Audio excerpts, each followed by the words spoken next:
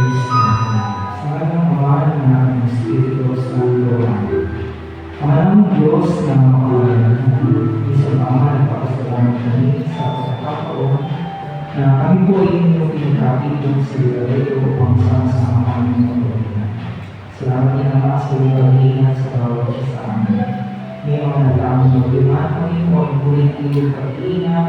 Ngayon, divine protection, ngayon ang nagpapuloy namin na aming isa. Palagi kami sa Panginoon sa ligang aming po sasabuhan sa hamon ito. Nawag ito po inyo ang pakailangan ng bawat isa sa amin. Buksan niyo po ang aming pakunang pag-Diyos. Dahil alam namin, Panginoon, nakapalito siya ng gusto sa amin. Nawag po kami mga pinagdadaan ng salita mo siya mga sa aming nagkakasan. Patawarin kami sa lahat ng aming mga kasalanan na gawa. Iwasan niyo kami, Panginoon, at naway maging handa kami sa iyong muling magdalhin. Kaya niyo po na mapapakinggan namin ay nasa limang Lord ay makapagit ng aming spirit. Yung Panginoon po ay pinanghihinaan ang salita mo na siyang maging kalamasan at kagalingan namin sa Panginoon. Ito po ang aming sabot namin sa pangalan ni Jesus, pangalan ng Ama, ng Anak, ng Espiritu Santo. Amen. Ating pupurihin ang Panginoon.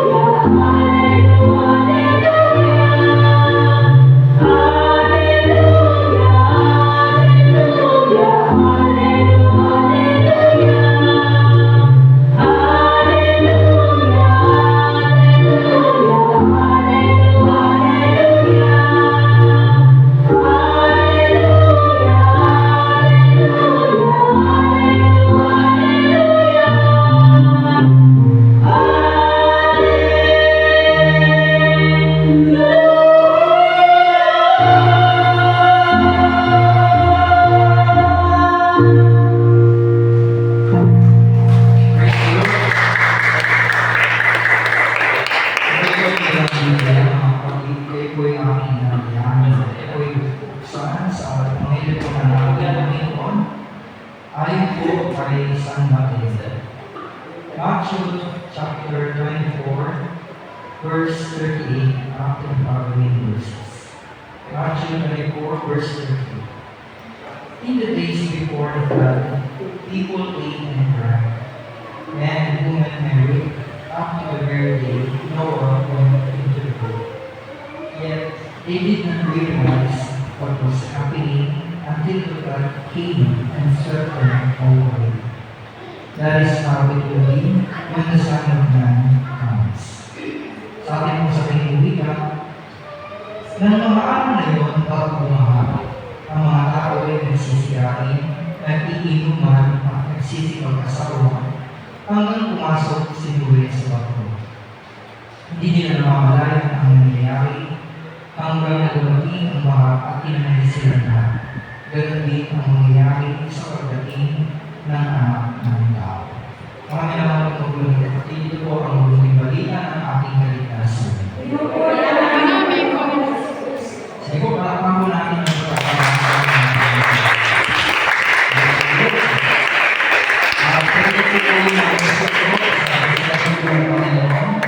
Magandang hapon po sa inyong lahat mga kapatid. Salamat po sa isang sumunod. Ikinagagawa po ibalita sa inyong mga kapatid na ang inyong pong gawain ay naka-register na po sa deployment. Sapagkat bago na po ang ating deployment, ito po ay sa pangkahalan po ni Brother Sally Cariaman. At si Brother Jojo naman po ay nalipat na rin po kasi siya ng district. Doon na po siya sa District 3 mga kapatid. Kaya ang inyo po ang gawain ay sinurrender niya na po. Pero kayo po ay magiging cell group muna mga kapatid. Hindi nyo naman need pa na kung ano yung ginagawa natin ngayon, yun pa rin naman ang magiging pagkakatiwala ng mga kapatid ay mas marami ng picture ang makakaipot. Hindi na lang iilang mukha, hindi na lang ako, hindi na lang si Brother Jojo, tapos ako ulit, tapos si Jojo. Magkakaroon na ng ibang mga mukha. So may mga pictures na po na iikot sa inyo at meron silang mission order na pakipirmahan sa ating coordinator. So pag-aaralan po natin ngayon mga kapatid, ang isa po nasa Advent season na po tayo, pasok po tayo ng tinatawag na Advento. Ito po ay paghahanda ng mga kapatid. Paghahanda po sa muling pagdating o pagpabalik po ng ating Panginoon. Kaya po ang ating mga gospel reading ay may kinalaman po sa preparation. Sabi po dito sa verse 44, so then you also must always be ready, because the Son will come at an hour when you are not expecting Him. So, sabi ng Lord, ang kanyang pong pagbabalik ay magiging kahalintulad po ng panahon po ni Noah. So, ano po yung binabanggit ng Lord dito na kaparehas ng time ni Noah? Surprisingly, mga kapatid, hindi na masyadong in-emphasize yung violence, yung corruption, o yung morality, although isa yun sa mga palatandaan na kasama ng masama ang kaibig. Pero nakikita natin dito na meron in-emphasize ang Panginoon na dapat pala natin inabantayan dito. Ang sabi doon, people are eating, drinking, and marrying. Ang mga tao ay kumakain, umiinom, at nagsisipag-asawa. Pero ano po masama? Doon sa kumakain ka, umiinom, nagsasaya, or nagpapakasal, nagkakasawa ng mga kapatid. Pero naging mapangalig siya because very normal, masyadong common, parang walang tanda, walang kakaiba, masyadong normal yung panahon na ang mga tao ay kanya-kanyang routine, Pero ang naging problema, mga kapatid, dahil sa pagiging sobrang normal nito, they stop thinking about God. Naakala nila walang judgment na kakaroon. Amen? Di ba ganun naman yun eh? Minsan, nagiging lang tayo, aware kapag may mga dilubyo, may mga gera, may mga pumuputok na buta, tsaka na nagiging makadiyos ng mga tao, tsaka na nagsisimba kapag may mga nangyayari hindi maganda. Pero sabi ni Lord, sa ating muling pagdating, ang mga tao ay kumakain, umiinom, nagsisipag-asawa, daily routine, mga kapatid. And yet, hindi nila alam na may biglang pagdating o biglang darating sa ating judgment, mga kapatid. So, bakit ito dangerous? Because normal life can make us spiritually asleep. Sabi ko in verse 38, they were eating and drinking. The people of Noah's day were not necessarily doing evil things, mga kapatid. They were just doing ordinary things. Diba? Siguro nag-aanap buhay. Yung iba ay busy sa kanilang mga pinagkakaabalahan, mga kapatid. Normal day. Kagaya ko sa panahon natin ngayon, na sa pagiging sobrang normal ng routine natin, mga kapatid, ay nawawala sa ating yung spiritual sensitivity. Ano po yan, mga kapatid? Yung iba, busy sa work, walang panahon sa pananalangin. Yung iba naman, busy sa mga cellphone, sa gadget, pero walang panahon pagdating po sa devotion sa Diyos. Yung iba naman ay busy sa pagkakahanap buhay, wala naman masama, ngunit makakalimot ng paglingkod. Maraming mga plano, ngunit walang pagpaplano o paghahanda sa muling pagdating ng ating Panginoon. Amen? The danger is not always about wickedness. Kasi iniisip siguro natin, dadating si Lord kapag nakita natin nagtumaan na yung libo-libo mga bahay, kaya yung sinasabi sa Book of Psalms, kapag nagtimpaan ang mga bansa. Yes, isa yan sa mga palatandaan ng mga Panginoon. Pero dapat natin makita yung punto ng Panginoon that it's just a normal days.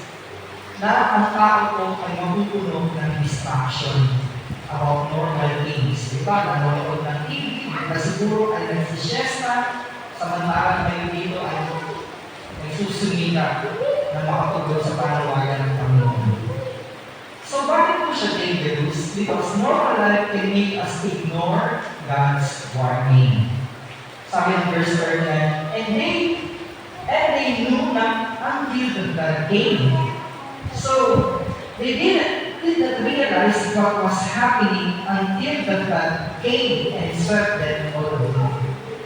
So, walang papansin sa pangaral ko ginawa nung time na yun. Alam niyo po ba kung gano'ng katagal nag-preach si Noah nung panahon niya? 120 years lang naman. 120 years. Can you imagine? Tapos, ang sumama lang sa kanya doon sa loob ng ark, asawa niya, 3 anak niya, after ng 3 manugang. Bali, 8 sila. 3 anak, tapos yung mga asawa nila, bali 6, tapos silang mag-asawa. 8 na po silang nakalitas. So, Noah preached for 120 years. Kapag ng tao, doon sa arko ay nagsisilbing babala, ngunit walang nakikinig. Bakit? Pinagtatawanan pa nga siya eh. Kasi sino ba naman yung tao gagawa ng bangko sa kutok ng mundo? Hindi. Sabi ng mga tao, paano kami naniniwala sila? Sira ulo kayo. Diba? Gagawa ka ng bangko, di dapat sa kaming dagat. Pero alam mo kasi, nung ginawa kasi ni Noah yung ako, hindi lang naman yun. Hindi lang naman ilang linggo, hindi lang naman isang taon. 120 years ang ginugol niya. Napaka habang panahon na ang Diyos ay nagpasensya. Amen? At katulad po ng kapanahunan natin, sometimes ini-ignore natin yung warning and wisdom. Minsan, nagpupumili tayo, nagagaling tayo sa mga nasa authority. Pag-iingin nyo na kami, wala namang ulan. Tapos, kung kailan nandun sa lakot, biglang nandun pala yung sakuna, mga kapatid. Hindi mangyayari yun. O kaya, tsaka na lang tayo magbalik loob kasi hindi pa naman babalik sila. Amen po? So, may mga tao na dahil sa sobrang normal ng kanilang buhay, wala silang pagpapasya ng magkana. Parang kaya po yung nakawan natin. Pag wala kang iniinda, wala kang tigil sa pagpimisyo, sa pag-inom, sa pagpupuyak, sa paninigarilyo, not until bigla ka na lang mag-collapse. Until sinugod ko sa emergency and then you find out na may ganito ka na palang tuloy ng karamdaman. And it's almost too late. Tsaka kayo mag-umili na maging healthy living kung kailan durog na yung bato mo. Diba? Tsaka kayo mag-umili sa paninigarilyo kung kailan patilig-tilig na yung bata mo. Diba? So maraming mga tao, people would say, matagal pa ang Lord. Hindi pa end times, hindi ko pa kailangan ng pagbago. So this kind of attitude killed many people in times of Noah. And it will also destroy sa ganitong panahon din natin kung kailan inaakala natin na normal ang mga nangyayari. So bakit ito dangerous, mga kapatid? Normal life can make us unprepared for sudden judgment. Sabi doon, reading ko, and God came and took them all away. Sunod sila, inago silang lahat, mga kapatid. Hindi mo sila namatay dahil busy sila. Namatay sila kasi hindi sila nakapaghanda. Hindi sila naniwala, mga kapatid. Ang judgment, dumadating ng biglaan, suddenly and unexpectedly. Amen? Sabi ng Panginoon, ganun ang pagbabalik ko kung kailan hindi ninyo inaakala. Parang pagdating ng isang magnanakaw. Ibang magnanakaw, hindi naman ito papaalam ng magnanakaw. Amen? Wala naman sabihin ng magnanakaw sa iyo na Sister, yung cellphone mo, pakilatin na natin sa bitahan para hindi na ako mahirapan. Saka yung charger, isama mo na. Saka pakilatin yung password. Di ba? May ganun bang magnanakaw? Wala. Bigla mo sasalisi sa kung kailan hindi na yung tulog, kung kailan kampake at biglang sasalakay yung mga ganyan pulisan ng mga kapatid. So, people get ready for work. Ito nakakalungkot People were ready for work but not for eternity. Ang mga tao, willing mag-prepare ng mga documents sa kasal. Kasi alam nyo, pag naglakad ka ng kasal, hindi naman yun basta-basta kuha ka na ng tawag ito, yung certificate of no marriage. Attend ka ng seminar. Ano pa ba? Nag-attend ka nung sa counseling sa mga nakaasawa. At kung ano-ano pang mga preparation lalo na sa mga pagbabudget, sa gagalan ng venue, catering. Ang tao, willing mag-prepare ng mga documents. Pero most of the time, hindi sila prepare na nilang yung kanilang soul pagdating ng judgment day. Ito yung madalas na napapaniwala natin, mga kapatid. People save for money. Yung ibang tao, willing sila mag-invoke ng pera sa daigdig na ito, pero wala silang paghahanda para sa kanilang kaligtasan. Amen? People plan for vacation. Ang dami nilang mga iniisip na punta tayo dito, mag-staycation tayo dito, ganito ang ating gagawin. Pero hindi nila o hindi man lang sumasagi sa kanilang isip na ano kaya kung biglang dumating si Christ? Nakaready kaya ako? Nakaready kaya ang pamilya ko? So life's normal routine is not simple. Ang problema, yung hindi natin pagiging preparado. Dahil sobrang normal ng mga nangyayari. Normal sleep keeps people outside the ark while the door is open. Sabi ko ng Genesis 7 verse 16, pagkatapos isinara ni Yahweh ang pinto ng barko. The Lord shut yung pintuan ng ako, ang Diyos ko ang nagsara, hindi ko sinawa, ang Diyos ko ang kapatid. Yung pintuan na yun ng ako, saan dumaan yung mga pares-pares ng hayop. Kasi ano yun eh, yung mga hayop, naglakbayan sa iba't ibang panig ng daigdig. Inutusan ng Diyos para pumasok sa loob ng ark ni Noah. Pero hindi lahat ng uri ng hayop ay yung kayang mag-repopulate.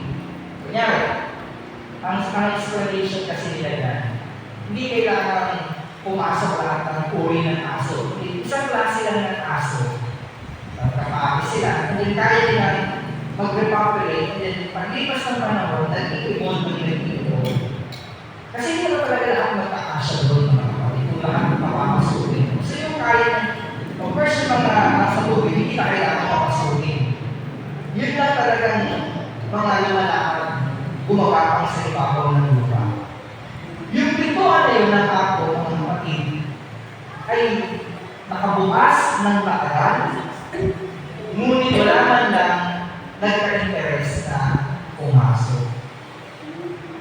Bakit po? Normal days kasi.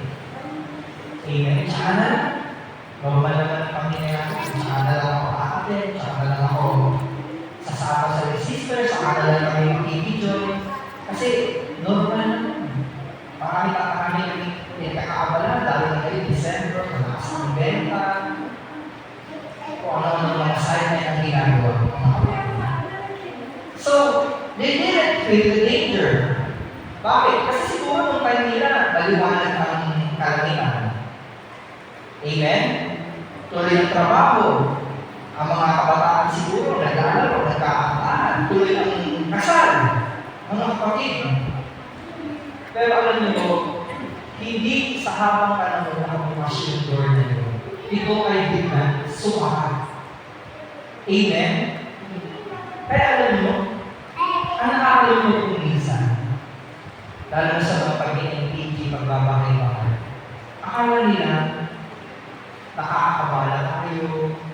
Hindi nila alam. Nag-aalala tayo para sa kanilang kaligtasan, sa kanilang pamilya, yung story ng mga kapatid. Kasi dapat ang panahon, biglang tutunog ng malakas ng trumpeta, sasara ang pintuan, and then judgment will come. Amen? Yung tinatawag nilang normal life, biglang namatapos. So normalcy is broken only by faith. Kung yung iba ay namumuhay ng parang normal, si Noah nung time na yun ay namuhay siya parang hindi normal. Parang siyang abnormal. Pag sinabi kasi normal, ginagawa ng karamihan. Pag sinabi abnormal, hindi yung may may sira sa ulo, hindi gano'n. Ay, abnormal na, hindi gano'n. Pag sinabi abnormal, ginagawa na mas kakunti. Kaya nga, yung ibang mga matatali ng tao, may mga vision sila, may mga idea sila, ang tingin sa kanila ng tao, baliw. Kasi isip nila, hindi kagaya sa pangkaraniwan. Kaya abnormal ang tawag sa kanila. So, when others live normally, no one live differently, mga kapatid. Nakinig siya sa babala ng Diyos. Naniwala siya sa sinabi ng Diyos na darating ang isang malaking baka at bubunawi ng daigdig at sumunod siya sa Diyos. Gumawa siya ng ark, mga kapatid, kahit pinagtatawanan siya ng kanyang mga kapitbahay. Amen?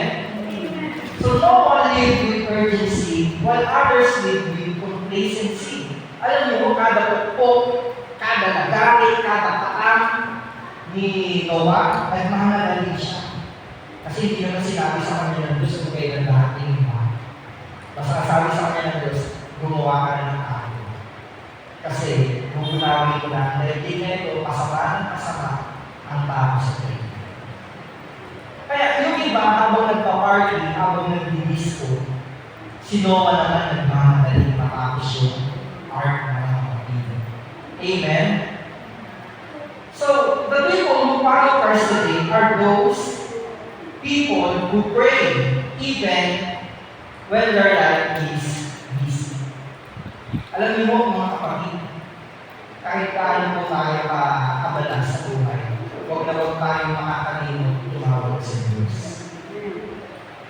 Amen. Kahit pagod ka na, mag-worship ka pa rin, sumamba ka pa rin. Alam niyo ang ginagawa ko minsan dahil na sobrang busy ko. Minsan, pag-uwi ko ng bahay, hindi pa ako ng washing machine kasi yung mga hanap buhay natin. Alam niyo ba, makapakinig ako ng salita ng Diyos. Nagdadownload ako ng mga audiobook, yung mga Bible. Tapos may nag-narrate ko. Pinapakita ko yun. Kasi ang deliver ko ng washing machine, umaabot ng 2 hours, 3 hours. Tapos minsan pag nagdalaman mo ako, yun ang mga pinapakita ko. Kasi kung bakit? Yung pakikinig ko kasi ng audiobook, yung Bible, napapamilyarize ako sa mga kwento sa Bible. Kasi minsan pag nagbabasa ako, inaantok ako. Nakakatulog kasi. Nakakatulugan ko. Pero pag nakikinig ako, mas nai-stimulate kasi yung imagination ko habang may nagsasalita. I-imagine ko yung nangyayari. Kaya pag nagmumotor ako, mas hindi ako inaantok kasi meron ako nakakamilyar. Kaya alam niyo, pag gusto ko talagang makapag-devotion, gusto mo talaga makinig ng salita ng Diyos pag-worship, makahanapan mo naman talaga ng bahay. Amen, mga kapatid. So, mag-aaral ng salita ng Diyos, study the Word of God, kahit maraming mga distraction ng mga kapatid. Mag-evangelize pa rin, mag-MPG pa rin, kahit walang pakialam ng kapitbahay. Live a holy life when others compromise. Kahit mga kapitbahay mo paglinggo ay lasingan, magsimang pa. Prepare even when others are asleep.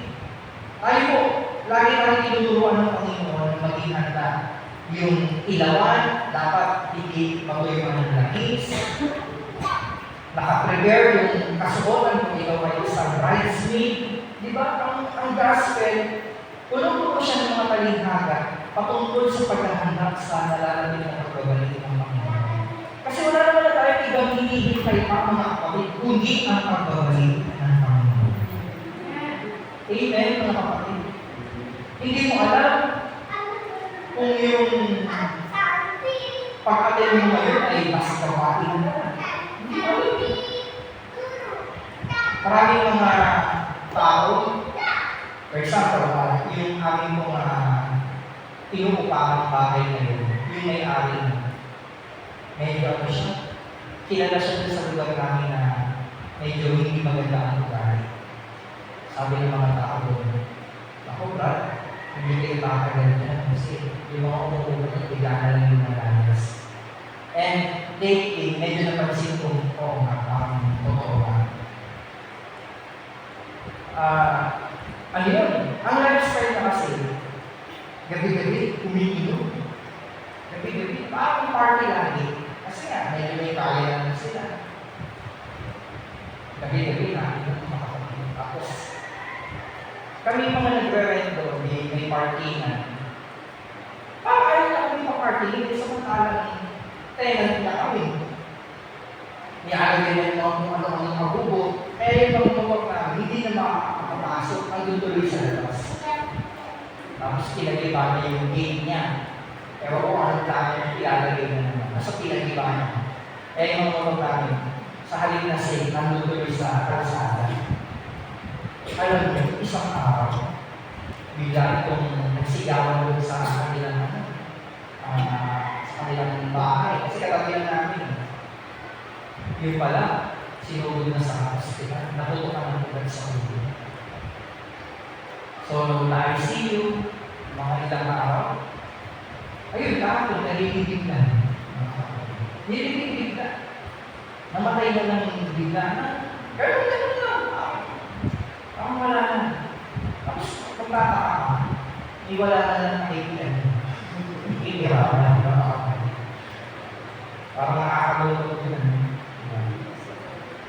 Kaya, alam niyo, kahit, kasi ano sila kung sa lugar na yun, meron silang paupahan, meron silang mineral water, pagtubigan, tapos may mga business pa yung babae, parang silang pinagkakakitaan. Yun ang hindi nila napaganda, yung sudden death, yung biglang pagdating ng kamatayan. Kaya alam niyo,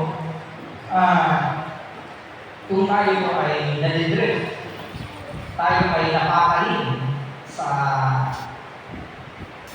tinatawag na spiritual asleep habang kinaantok na tayo pagdating sa paglilingkod sa Panginoon, nakakagdahan ng lingkod.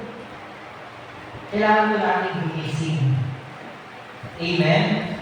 Kung tayo ay distracted sa mga kung mga iniaalong ng mundo, kailangan natin mag-refocus ulit sa Diyos. Kasi hindi mo alam kung kailan babawiin o kung kailan siya biglang dati. Bilang naman yun kung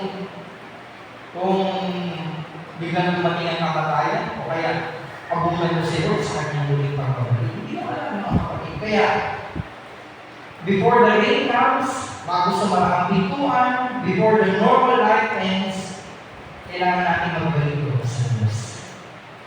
Amen, mga kapatid. So, in the midst of that corrupt word, God provides a way for salvation. Yun nga po, yung ark na yun, mga kapatid. So, the ark was God's design. Sa panahon ng Noah, para makasurvive ka, kailangan mo makapasok doon sa arko na yun. Pero pagdating po, sa panahon ng New Testament, Christ is God's provision. Sabi nga po ng Genesis chapter 6, 14-16, the ark was not Noah's idea. So, ang nag-design nun para ang tao ay makaligtas, walang iba kundi ang Diyos ng kapatid. Kaya ang salvation po, hindi po yan invention ng Diyos. Alam niyo po ang Israel na yun. Hindi na nila hinihintay yung pagdating ng Messiah kasi dumating na. Nireject nila eh. Alam niyo ano na ang interpretation ng Israel na yun kung sino yung Messiah, yung government nila. Kasi nagtitiwala sila ngayon sa kanilang national strength, sa kanilang mga missile, sa lakas ng kanilang arm, ng kanilang army, ng kanilang mga soldiers, sa kanilang talent, sa kanilang talino. Isipin mo, kahit sa disyerto, nakakapagpatubo na sila ng mga kailangan. Kahit sa disyerto, yung tawag nito, yung moist, yung galing sa init, tapos sasalubong nilang malamig na hangin, nakikait nila, nagiging tubig. Ang misaya na nila ngayon, hindi na yung Diyos yung sarili na nila. Dahil sa kanilang mga great invention. So just as Noah could not create his own way to survive with God, ganoon din hindi rin natin kaya i-create yung way para iligtas natin ang ating mga sarili. Talagang kailangan natin magtiwala sa Creator ng kapatid. So the ark had one door. Yung ark na dinesign, ginawa, isa lang po ang pintuan. Wala na iba. Just as Christ is the only way to God. Kaya nga sabi ng Panginoon sa John chapter 10 verse 9, I am the Lord. John 14:6, I am the way. No one comes to the Father except through me. Walang ibang daan patungo sa kaligtasan kundi ang ating pong Panginoon. Amen? So there was only one entrance to the ark. Hindi po pwede dumaan sa rooftop. Hindi pwede sa bintana, mga kapatid. Kasi alam nyo, kung nakikita niyo yung 3D design ng ark ni Noah. Naka-design to, hindi para mag-navigate. Hindi para, tawag ito yung, tawag ito yung umaandar. Hindi siya naka-design para umaandar. Naka-design siya para mag-float, mag-survive, makapatid, for 40 days and 40 nights. Na walang hupay na buhos ng itas ng ulan. Amen? So, we live in a world that wants many doors. Pero ang aming pinibag ng Diyos ay ang kanyang bubong na. Kaya sa Kanya tayo dapat magtiwala at mananampalataya. So, the ark offered safety from judgment. Lahat ng maniniwala sa mensahe ni Noah ay makakaligtas. At sad to say, walang naniwala. Anak na lang ng asawa. So, Christ saved us from God's wrath. Sabi nga ng Genesis 7:11-12, si Noe ay 600 taong gulang noon. Noong ika-17 araw ng ika-2 buwan, nagbuksan ang lahat ng buhay sa ilalim ng lupa. Nagbuksan din ang mga bintana ng langit, bumubos ang ulan sa loob ng 4 araw at 4 gabi. So the fountains of the deep burst. Yung mga lupa ay nabitak mga kapatid. At bumuhay, lumabas yung malakas na agos po ng tubig. So in the same way, ang humanity po is under the judgment. Nakakaligtas lang po tayo mga kapatid kapag tayo po ay naniniwala doon sa sacrifice and death, resurrection na pinagdaan ng Panginoon para sa atin. Sabi pa ng 1 Thessalonians 1:10, at maghintay kayo sa pagbabalik ng kanyang anak mula sa langit. Ito'y si Jesus na muli ng binuhay na siya rin nagligtas sa atin sa darating na puot ng Diyos. Yung second coming niya, mga kapatid, hindi na kasi siya Savior. Judge na siya. Hahabulan niya ang lahat ayon sa kanilang mga gawa. Pati na ang mga hindi sumampalataya. So makakaligtas lang tayo sa puot ng Diyos kapag nanalig tayo sa kanyang mundo na anak. Walang iba kundi si Jesus. Amen, mga kapatid? So the blood was slain. Alam niyo, ang baha kasi, lahat ng nadaanan niya, wawasakin niya. Kaya ang warning ng Panginoon, yung judgment na paparating, walang makakaligtas. Maliban na lang po sa panahon ikaw ang nakapasok sa loob ng ark. Ang ark natin ngayon, hindi yung ako kundi yung cross kung saan ipinako ang ating Panginoon. The ark was a place of a new beginning, and Christ gave us new life. Sabi nga po na sa Corinthians 5:17, kung kayo'y nakipag-isa na kay Kristo, isa na siyang bagong nilalang. So, in Christ, we do not just escape judgment, we also receive new life, mga kapatid. Hindi niya lang tayo ililigtas doon po sa kaparusahan, bagpas bibigyan niya pa tayo ng isang bagong buhay. So the door of the ark was shut by God, and the door of grace will one day close. May panahon po sa mercy ng Diyos. Ito, nasa ano tayo nasa grace period pa tayo Pagaya ng nakaagas, kaya nakapako na siya lahat, diligtas ka na Diyos. Sabi niya, Lord, remember me when you come into your kingdom. Sabi na Lord, sige, ngayon din sasama kita. Kasi under pa ng grace Habang may buhay pa tayo mga kapatid. Pero alam niyo po, huwag nating pagkibig balita, huwag nating sayangin yung panahon. Hanggang mayroon pang pinibigay ng pagkakataon sa amin ng Panginoon, manumbalik at lumapit na tayo sa Kanya. Amen? Palakpakan po natin ang ating Diyos. So we are invited all, but only few enter. Yung heart, iniimbitahan niya ang lahat ng tao para maligtas. Pero ilan lang po ang pumasok. Ang Panginoon ay namatay para sa ating lahat. Pero ilan lang ang nananampalataya sa kapangyarihan ng Panginoon laban sa kapalaran. Even the Jews, mga kapatid, alam niyo ba mga kapatid, hindi sila naniniwala sa resurrection. Hindi sila naniniwala kay Jesus. Kasi ang naniniwalaan nila, ninakaw ng mga alagad niya yung kanyang bangkay sa ligitan. Kaya, hindi sila naniniwala na may Christ Redeemer, na may Christ na nag-resurrect. Kasi hindi naniniwalaan nila, hindi, inakaw ng mga alagad yung bangkay ng leader nila, tapos pinalabas nila nabuhay ng mga. Kaya ang Panginoon, bagamat namatay siya para sa lahat ng tao, sa kasalanan ng tao, pero ang makikinatanda ng benefits nun ay itatanggap sa Kanya at mananampalataya sa Kanya. Amen? Alam niyo po ang tragedy ng istorya ko sa Noah's Flood. Hindi naman po yung flood mismo eh. Ang tragedy doon, yung unbelief.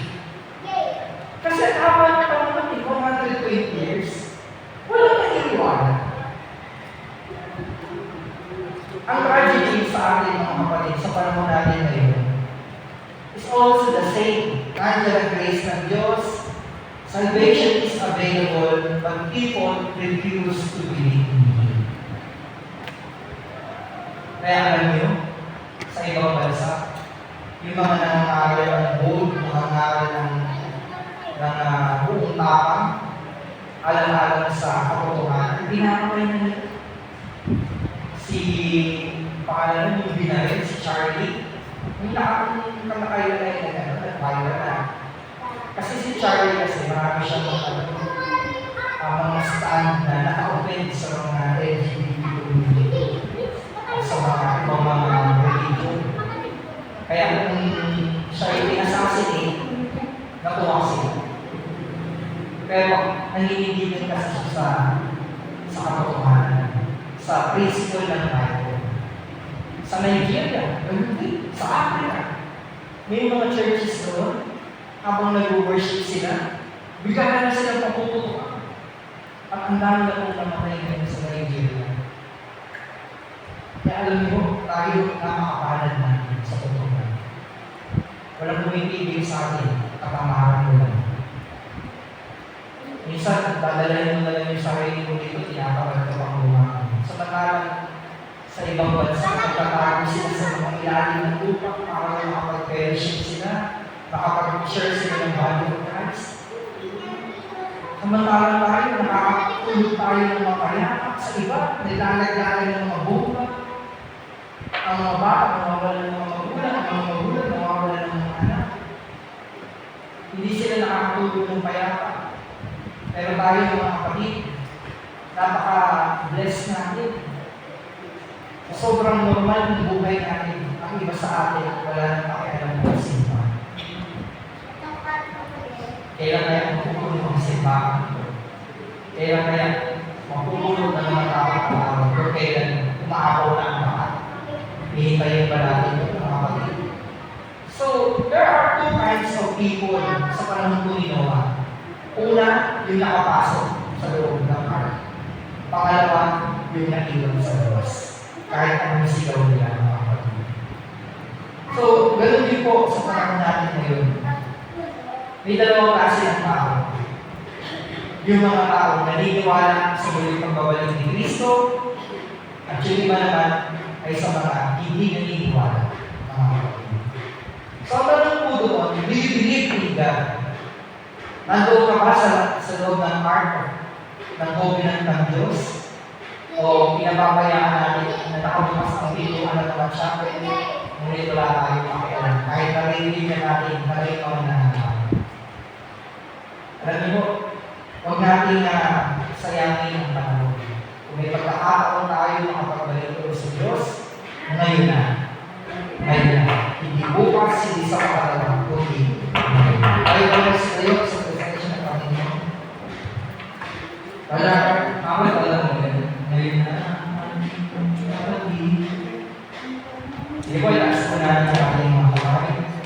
tayo ay lumapit sa Panginoon.